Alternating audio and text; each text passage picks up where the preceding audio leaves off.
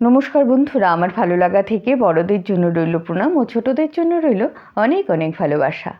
রথ গেল, উল্টো রথ গেল, এখন আমাদের এখানে মেলা চলছে, তাই আপনাদের জন্য রবীন্দ্রনাথের কৃপণ।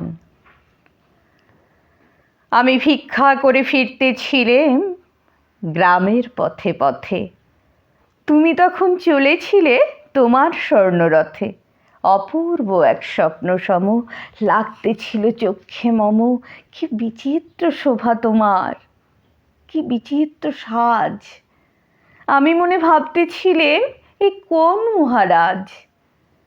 আজি শুভক্ষণে রাত পোহালো, ভেবেছিলেম তবে আজ আমারে দ্বারে দ্বারে ফিরতে নাহি হবে। বাহির হতে নাহি হতে কাহার দেখা পেলেম পথে।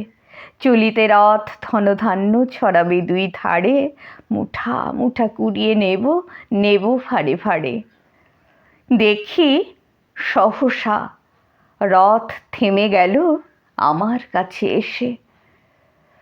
আমার মুখপানে চেয়ে নামলে তুমি হেসে। দেখে মুখের প্রসন্নতা জুড়িয়ে গেল সকল ব্যথা। হেনকালে কিসের লাগি তুমি অকস্মাৎ আমায় কিছু দাও গো বলে বাড়িয়ে দিলে হাত। মরি, এ কি কথা রাজাধিরাজ, আমায় দাও গো কিছু। শুনে ক্ষণকালের তরে রইনু মাথা নিচু। তোমার কি বা অভাব আছে ভিখারি ভিক্ষুকের কাছে? এ কেবল কৌতুকের বশে আমায় প্রবঞ্চনা। ঝুলি হতে দিলেম তুলে ছোট একটি কণা। যবে পাত্রখানি ঘরে এনে উজাড় করি, হে কি ভিক্ষা মাঝে একটি ছোট সোনার কণা দেখি। দিলেম যা রাজভিখারিরে, স্বর্ণ হয়ে এলো ফিরে।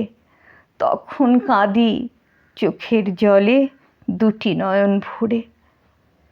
তোমায় কেন দিনে আমার সকল শূন্য করে। নমস্কার।